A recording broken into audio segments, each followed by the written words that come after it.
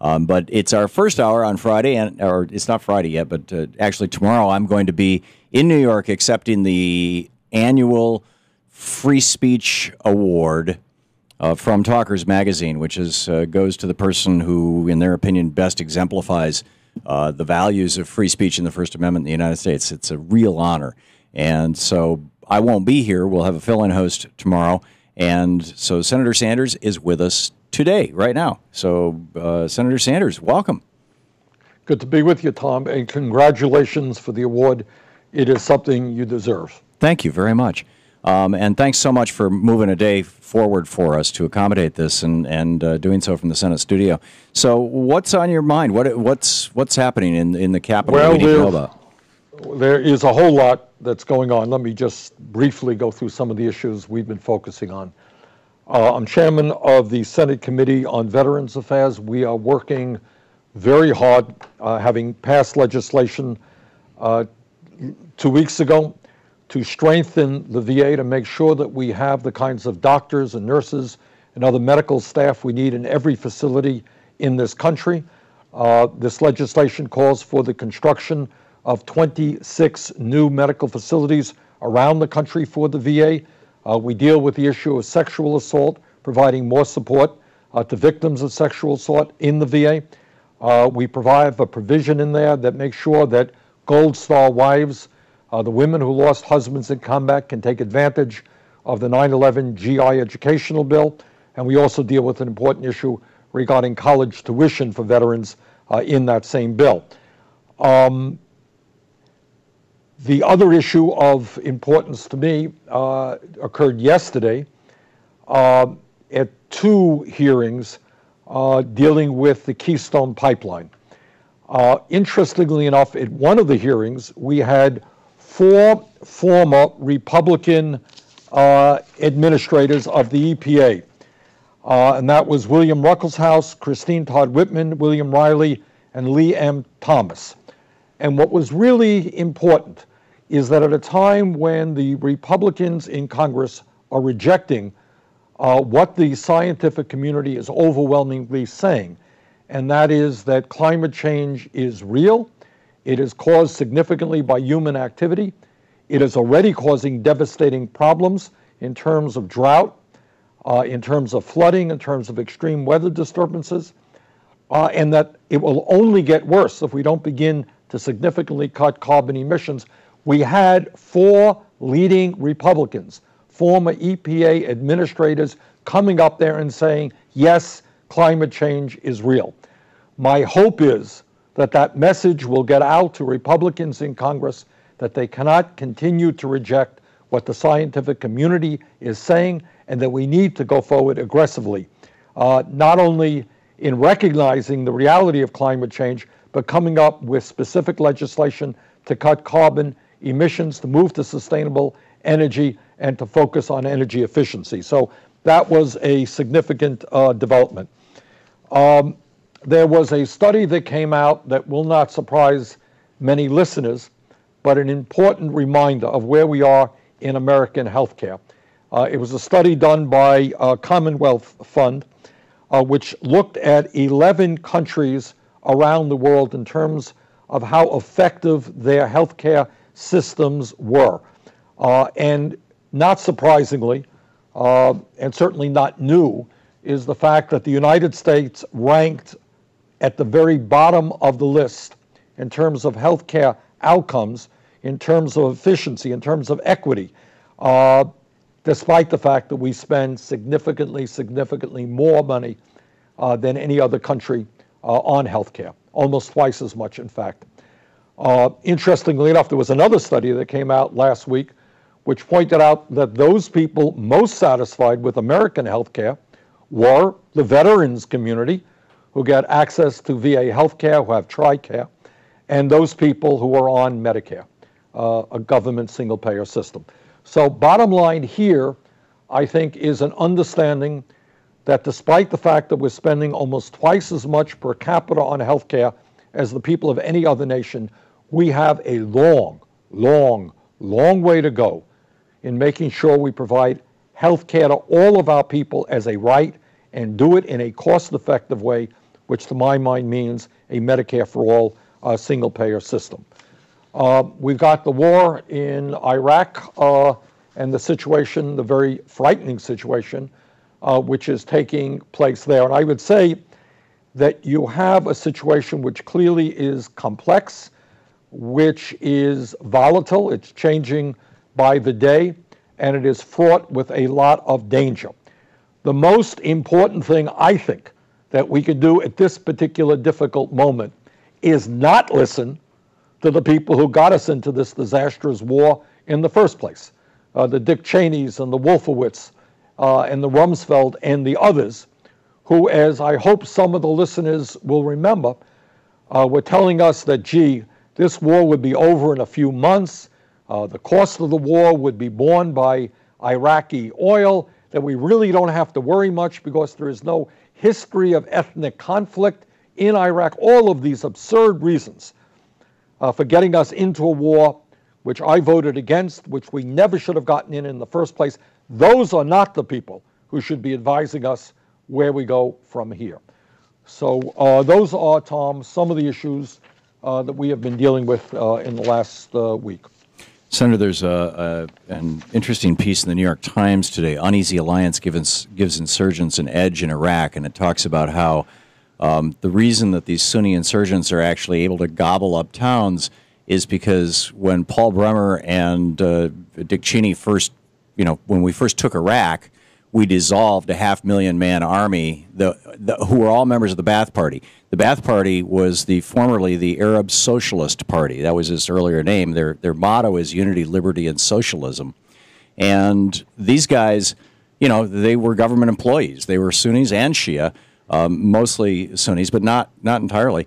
And now they're just so PO'd at Maliki and at us that they'll join any insurgency that's just basically nationalistic. And I'm wondering your thoughts on that. And I remember also we talked about this on the radio some length in 2003 and 2004, and Naomi Klein was writing about this, how the libertarians were saying, here's our opportunity to have a libertarian experiment. We've never had a country before where we could start from scratch. We're going to destroy the old socialist party, the Ba'ath Party in Iraq. Iraq was heavily subsidized. And the free market will emerge. Remember Don Rumsfeld talking about that? And it didn't quite work out that way. Your thoughts on this in the minute we have until the break? Needless to say, thousands of American deaths later, hundreds of thousands of Iraqi deaths later, a government today which is extremely sectarian, does not pay attention to the Kurds and the Sunnis, an army which is corrupt. Yeah, it didn't work out the way that Cheney said it would work out. I think all that I can say is we have a very complicated situation. I do not want to see more American troops on the ground getting killed. And I think we've got to work with the international community. We certainly have got to work with the countries in the region, including Iran, to see if we can come up with some effort to push back the ISIS people. Yeah, makes perfect sense. Senator Bernie Sanders with us. He'll be taking your calls right after the break. We're doing our Brunch with Bernie hour a day early here today because I'll be in New York tomorrow at the Talkers Convention. So give us a call. Your calls for Senator Sanders up right after this. Our Free Speech TV and Pacifica stations are going to a break for fundraising, and our commercial station's going to commercials. We'll be back in 4 minutes. This is the Thom Hartmann Program. And be sure to check out Bernie's website, sanders.senate.gov, and of course you can easily find his Facebook page with his name.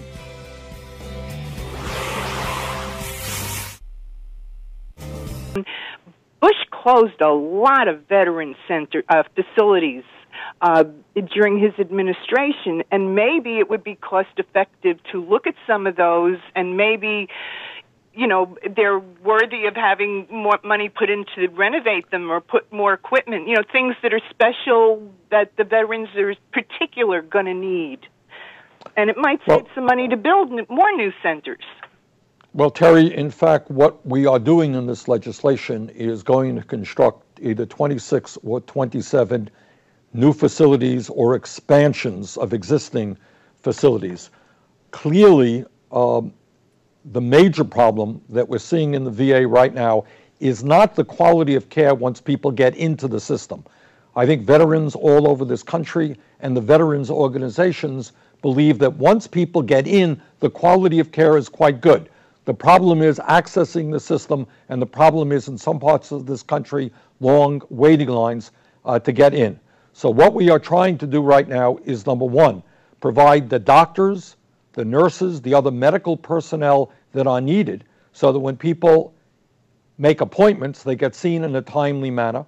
Second of all, short term at least, if people can't get into the VA in a reasonable period, they will go outside. But to answer your question, this legislation includes funding for 26 or 27 new facilities or expanded facilities around the country. Matt in Bangor, Maine, listening on AM 620. You are on the air with Senator Sanders. Hi, Senator Sanders.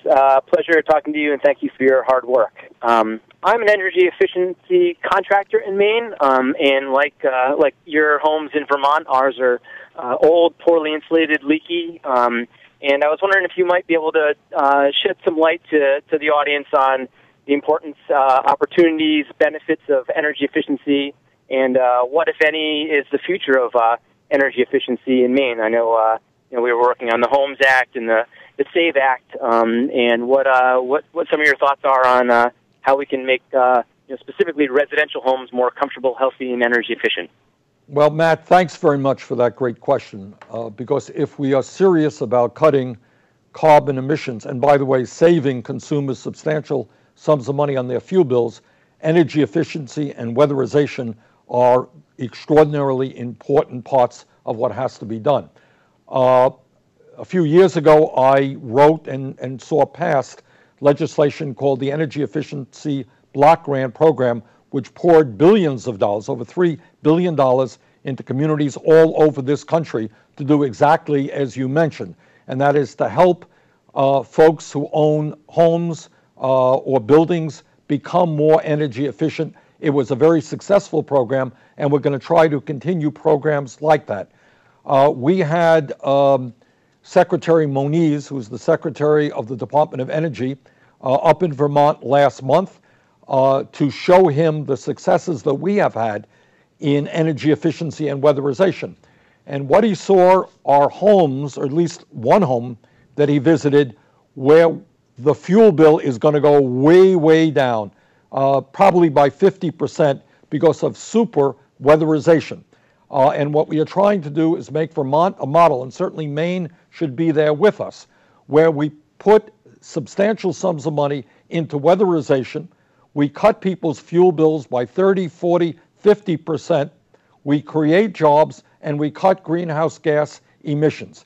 And one way that we can accelerate that process is something we call on-bill financing. And that means you lend money to people who then pay off those loans in a reasonably short period of time by the savings they incur because of reduced fuel costs. So if your fuel bills go down by 50%, you can pay off that $10,000 loan for weatherization in a reasonably short period of time. So this, to me, is enormously important.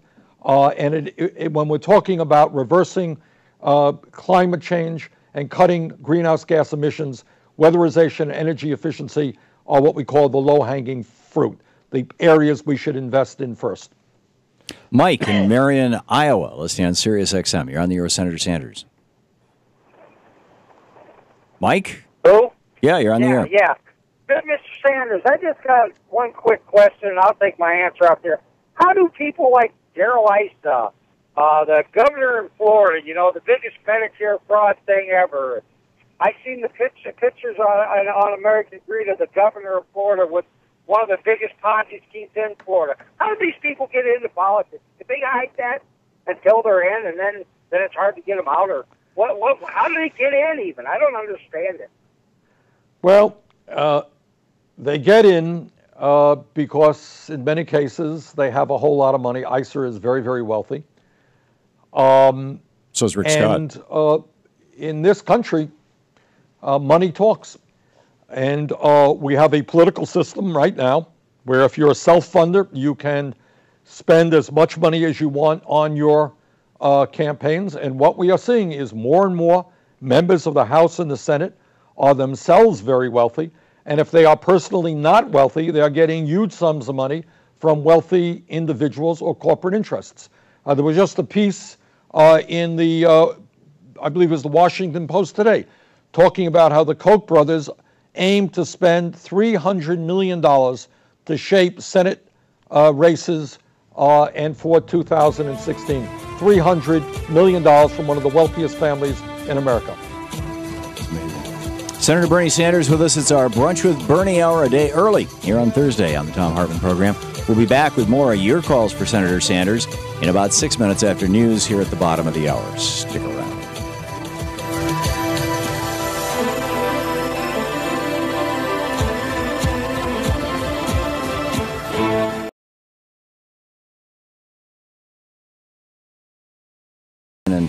From the U.S. Senate studio and be with us for an hour. And Senator, I see you're still here.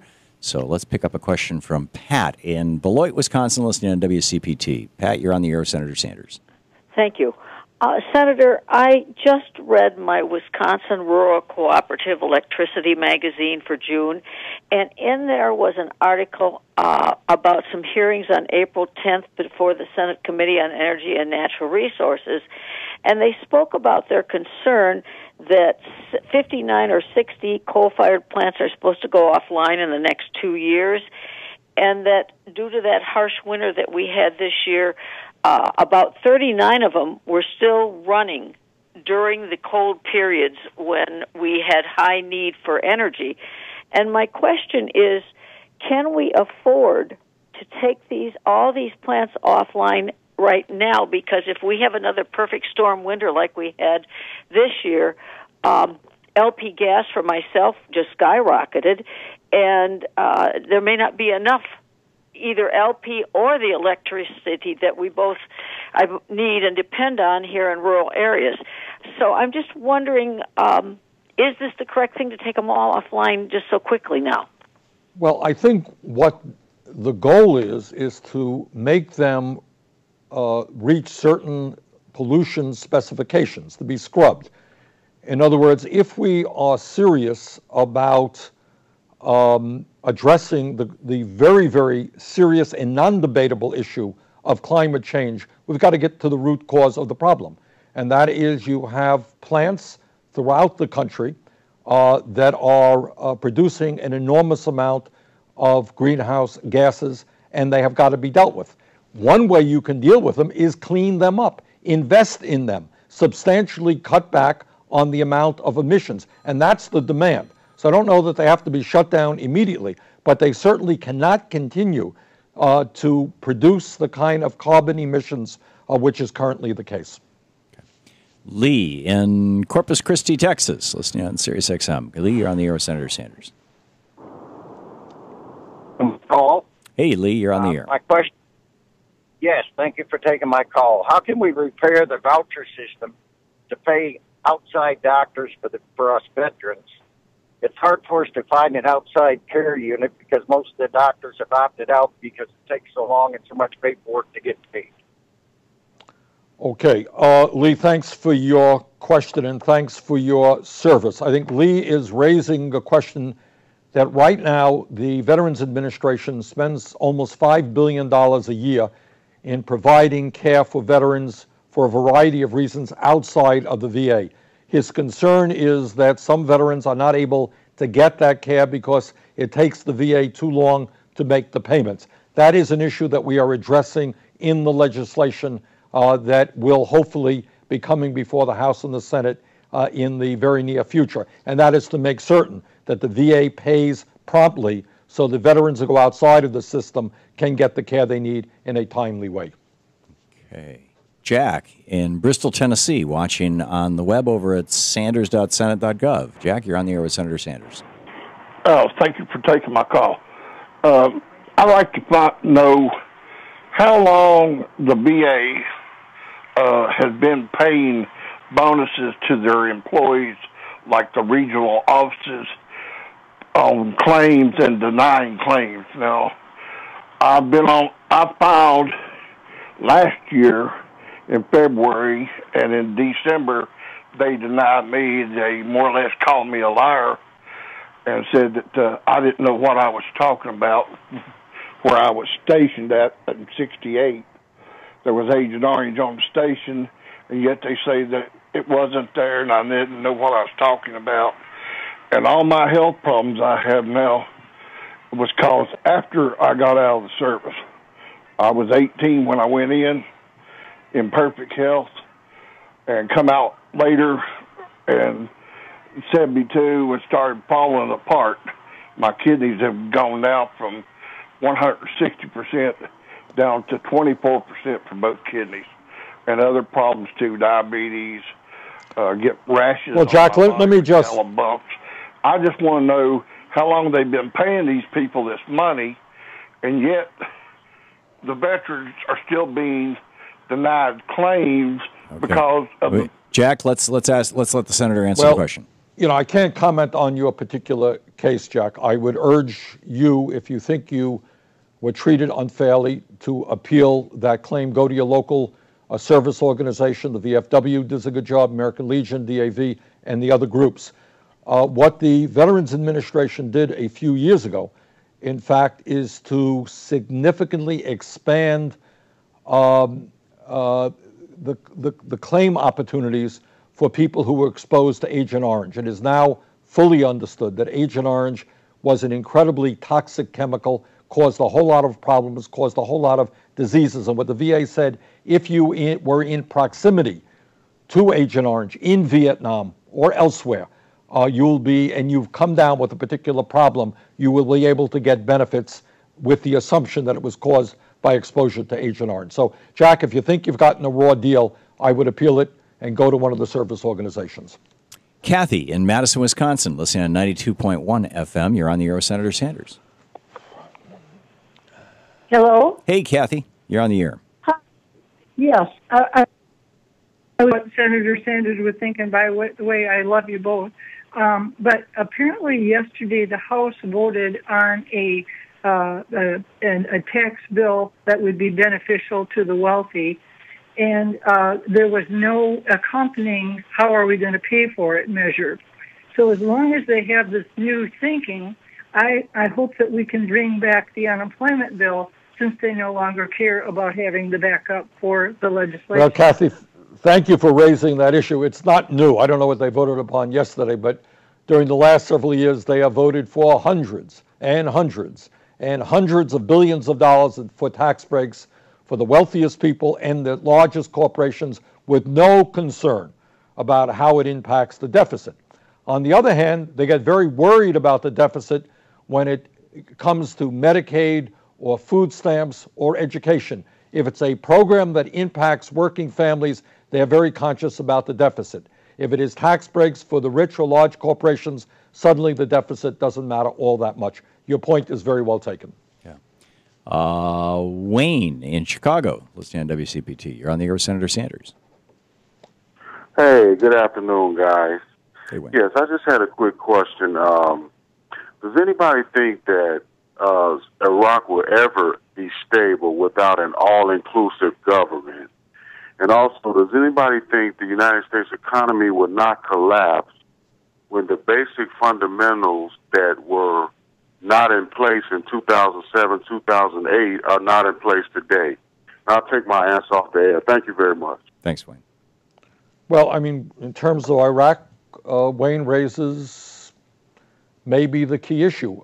You can't ask people to put their lives on the line defending a government if they don't feel any ownership in that government. And in Iraq, Maliki has been running a government which is very sectarian, which has ignored the needs of the Sunni population and the Kurds. And the result is he is not getting the kind of broad support that a government needs to sustain itself and defend itself. In terms of the fundamentals of our government and our economy, we have many, many, many problems. And to my mind, the most significant problem is the extraordinary degree of income and wealth inequality that we are experiencing right now. I do not know that it is sustainable when you have the top 1% owning 38% of the financial wealth, with the bottom 60% owning all of 2.3%.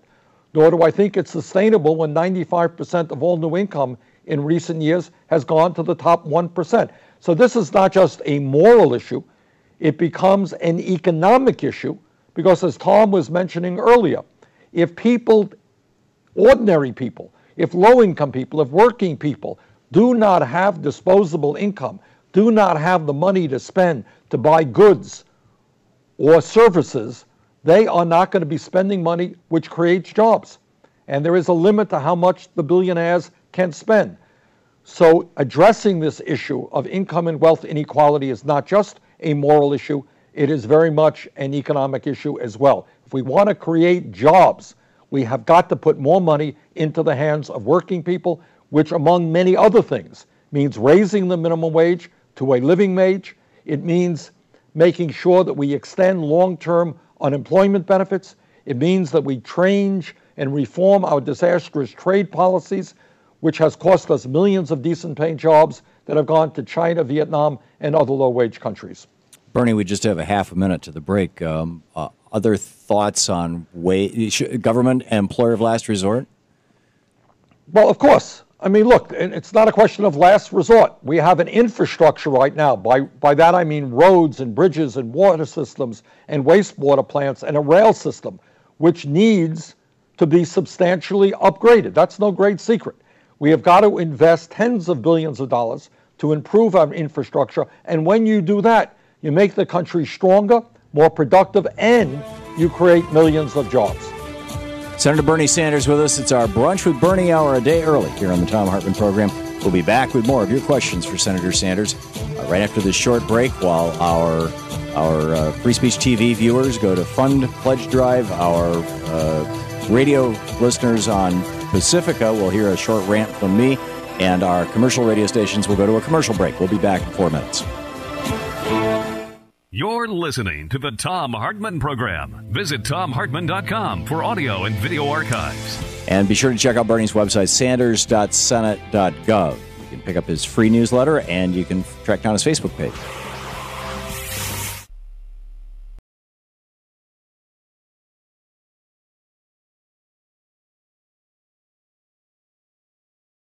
We're on the air with Senator Sanders.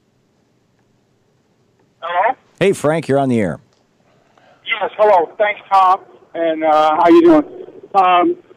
Senator Sanders, my question was going to be more of a statement. Why is it that it takes the Congress so long to approve money for the veterans when they can approve money to be sent to another country? And not that I'm totally against helping other people, but shouldn't the problem with the veterans be considered something of a major problem right now that should be taken care of as quickly as possible and not months later? Frank, the answer is absolutely right, and that is why I work very, very fast, in this case with Senator McCain, to draft legislation. For the Senate, it was lightning speed, and we see it, I think as you do, as an emergency situation in the sense that there are very long waiting lines in various parts of the country for veterans to access health care. That is, to my mind, an emergency. That's why our legislation in the Senate calls for emergency funding. We are now going to go to conference with the House. I suspect that will begin next week, and I'm going to do everything that I can to get this bill passed as soon as possible and get it on the President's desk. It is an emergency. Every veteran in this country is entitled to high-quality care in a timely manner, and I intend to do everything I can to make that happen. Rob in Long Island, New York. You're on the air with Senator Sanders. Hello, Tom and Senator and Bernie Sanders. I'm a big fan of both you. Honestly, Senator Sanders, I wish you were our senator. I'm in New York, Long Island, which is actually still, thank God, it's blue. I have a question concerning Social Security and Social Security payout benefits. I'm on SSD, and I basically got forced into retirement because of a car accident. I cannot work. I'm receiving X number of dollars a month, but it only comes out to like $12.50 an hour. It's not. It is a higher than minimum, but even Seattle minimum wage workers are now going to be making more than me. So my question is there any chance of payouts for Social Security going up? Yes. Thank you, Rob. Good question. Look, in terms of Social Security, this is an issue I have been very heavily involved in the last few years. Rob, for a start, what you have to understand is a couple of years ago, we had virtually every Republican in Congress, a number of Democrats, and by the way, I'm unhappy to say, the President of the United States, talking about cutting Social Security through a so-called chain CPI. We fought back. We worked with the disability community, senior groups, the unions, the veterans organizations. We pushed back on that. There will not be cuts in Social Security. On the other hand, to my mind, what we have to do right now is expand Social Security. It's not only folks on disability benefits, it is people on retirement benefits. Many people are simply not getting the kind of benefits they need as they get older, or if they are disabled, to live with the kind of dignity that they are entitled to. So right now, some of us are working on legislation which in fact do exactly what you are asking, Rob, and that is to expand benefits. So the answer is yes, we should. Some of us are working on that. Bill in Albuquerque, New Mexico, listening on KABQ. You're on the air with Senator Sanders. Yes. Hello, Senator Sanders and Tom. David Ignatius, Washington Post columnist, has a great column today where the title of it is Grand Summit Needed to Rethink the Big Picture in the Mideast. And he's proposing that the Security Council members and all of the interested parties, including Turkey and Egypt and parties in the area, get together for a big conference to help redraw borders if necessary, rethink everything, and just look at the whole picture and see if that can't lead to solutions where we don't have terrorists expressing their discontent in the ways that they're doing it. I'd sure rather see something like that rather than us going in there militarily. Look, Bill, thank you for your thoughts on that. And I think Ignatius is coming from the right place. This is not an American issue. It's not a British issue. It's not a Russian issue. This is an international issue, and it is most certainly a regional issue. And every country in the region, whether it is Iran, whether it is Turkey, whether it is Saudi Arabia, has got to be involved in coming up with a solution. And the solution is not American troops on the ground again. It has got to be an international and a regional solution, and beginning to do some basic thinking about maybe some of these boundaries that British colonialism established 100 or so years ago should be on the table as well. Bernie, we have about a minute and a half left. Do you want to try and squeeze a call in or just share your thoughts for the week with us? Well, let me just say this. Tom, of all the issues that we discuss and that I worry about, perhaps the most important is not only the impact that Citizens United has on American democracy, but the level of political consciousness in America today. We are looking at an election in November in which the pundits tell us that 40% of the American people will vote. Some 60% of our people will not vote. And if you really dig down into those numbers, you find that among lower income people, probably 70, 80% people will not vote. Younger people, 70, 80% will not vote. Meanwhile, the Koch brothers and other billionaires are going to be spending hundreds and hundreds of millions of dollars to elect candidates who want to cut Social Security and Medicare and Medicaid and education and give more tax breaks to the very wealthiest people in this country. That is the dynamic of American politics today. And that is why, in my view, we need what I call a political revolution to raise consciousness so that people who are working for minimum wage, who are living in inadequate housing, get involved in the political process and stand up and fight for their rights. I'm with you. Sign me up. Senator Sanders, thanks so much, Bernie. Thank you. It is great having you with us every week. We will be back.